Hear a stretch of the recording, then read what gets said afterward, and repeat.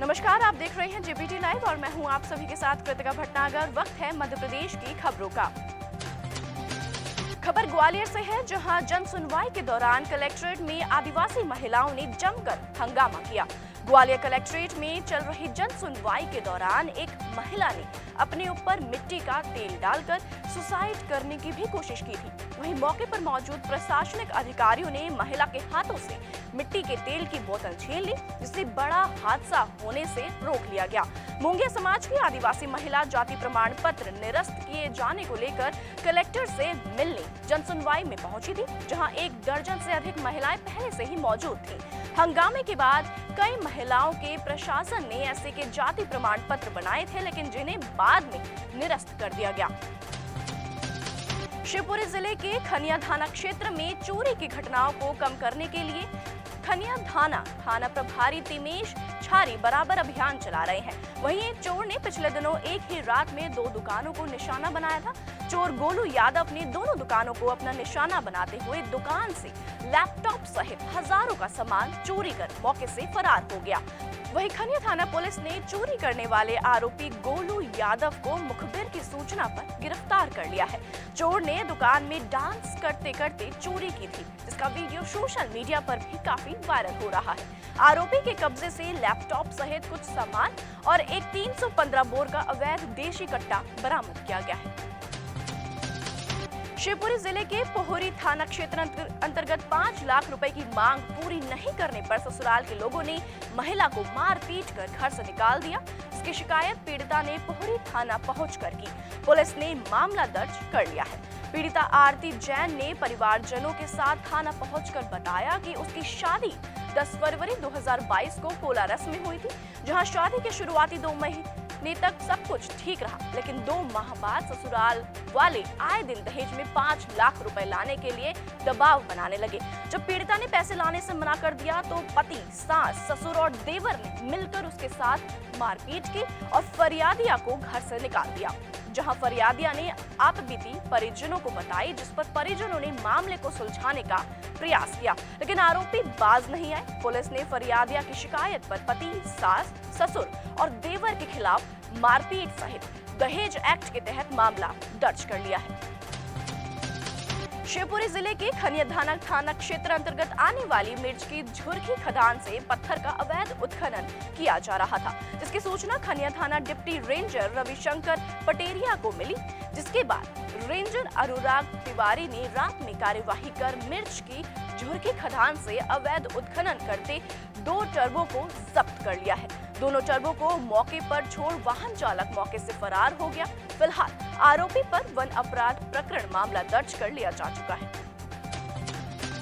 नगर के बारात घर में मध्य प्रदेश पिछड़ा वर्ग आयोग के अध्यक्ष गौरी शंकर बिसेन अपने निर्धारित कार्यक्रमों के अनुसार अमरवाड़ा के बारात घर पहुंचे, जहां उन्होंने जनप्रतिनिधि और नगर पालिका, जनपद पंचायत के अधिकारी, कर्मचारी सहित प्रशासनिक अधिकारियों के साथ बैठक आयोजित की गई। विधानसभा उत्तम सिंह ठाकुर भाजपा जिला महामंत्री टीकाराम चंद्रवंशी के द्वारा संबोधित किया गया। वहीं मध्य प्रदेश पिछड़ा वर्ग आयोग के अध्यक्ष गौरी शंकर बिसेन ने कहा कि मैं आप सभी के बीच कोई चुनाव के उद्देश्य से नहीं आया हूं। आप सभी से मिलना था। छिंदवाड़ा से मेरा पुराना नाता है और मैं आप सभी से मिलने आया हूं। इस दौरान उन्होंने अपने शायराना अंदाज में कार्यक्रम को संबोधित भी किया। संबोधन के दौरान आगामी दिनों में होने वाले विधानसभा चुनावों में छिंदवाड़ा जिले की सभी 7 विधानसभा में भाजपा के प्रत्याशी को जीतने की भी बात कही है। ग्वालियर शहर में बिगड़ते ट्रैफिक को सुधारने पुलिस अब एक्शन मोड में आ गई है। इसी कड़ी में शहर के सेंटर पॉइंट एरिया के रूप में पहचान रखने वाले शिंदे की छावनी से गुरुद्वारा और 9 गजा रोड पर लगातार हो रहे ट्रैफिक जाम की समस्या से लोगों को निजात दिलाने के लिए ट्रैफिक पुलिस एक्शन में नजर आई। इस दौरान ट्रैफिक पुलिस ने यातायात में बाधा बन रहे वाहनों को जब्त किया और चालानी कार्यवाही भी की। दरअसल शिंदे ने छावनी से गुरुद्वारा और 9 गजा रोड तक पहुंचने वाले मार्ग पर गाड़ी मैकेनिकों की अच्छी खासी तादाद है। यहाँ मोटर पार्ट्स की दुकानों का पूरा बाजार है। ऐसे में दुकान के बाहर सड़क पर गाड़ियां सुधारने से ट्रैफिक बाधित होता है। ज्यादातर समय जाम की स्थिति बनी रहती है। ऐसे में ट्रैफिक पुलिस ने इन दुकानदारों और मैकेनिकों को कई बार सख्त हिदायत भी दी थी। ट्रैफिक पुलिस ने करीब 3 दर्जन वाहनों को जब्त कर लिया है। पैसों का लालच इंसान को किस कदर हैवान बना देता है कि वह अपने नजदीकी रिश्तों को भी शर्मसार कर देता है। कुछ ऐसा ही मामला ग्वालियर के मुरार इलाके से सामने आया, जहां एक महिला ने अपने सौतेले बेटे को चाय में जहर पिलाकर मार डाला। सोमवार को जिला एवं सत्र न्यायालय ने इस कलयुगी मां को आजीवन कारावास की सजा से दंडित किया। मृतक नितिन परिहार की उम्र मात्र 8 साल की थी। नितिन की मां सीमा का एक सड़क दुर्घटना में निधन हो गया था। उसे मोटर क्लेम के जरिए 12 लाख रुपए की राशि कोर्ट से मंजूर हुई थी। पिता राजू परिहार ने अपने बेटे नितिन परिहार के नाम से कुल 8 लाख रुपए की एफडी भी कराई थी। आरोपी महिला ने इसी राशि को हथियाने के लिए पूरी वारदात को अंजाम दिया। पीड़ित को अस्पताल में भर्ती कराया गया था, लेकिन उसकी मौत हो गई।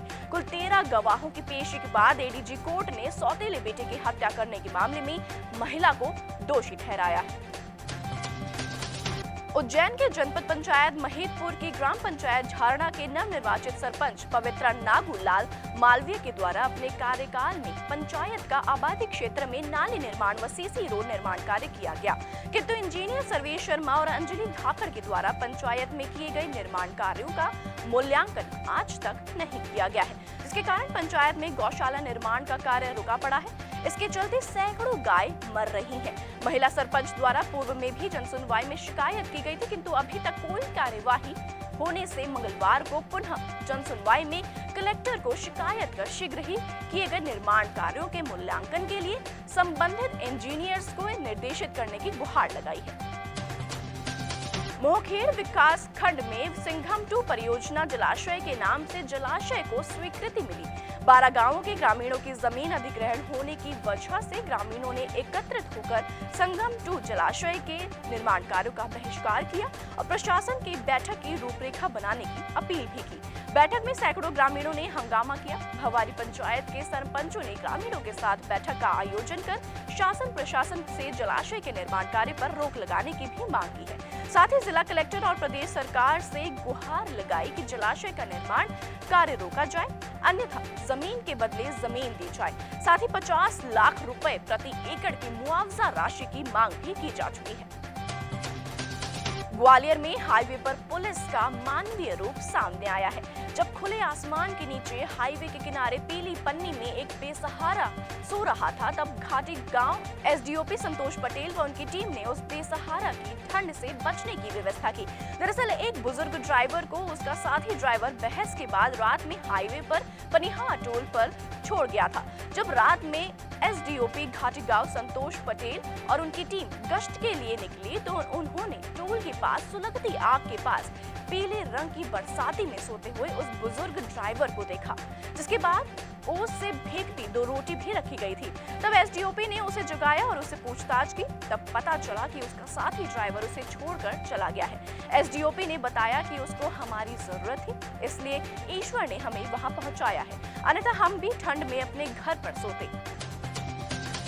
मध्य प्रदेश की खबरों में इतना ही। ऐसी तमाम खबरों से अपडेटेड रहने के लिए आप देखते रहिए जेबीटी लाइव। नमस्कार।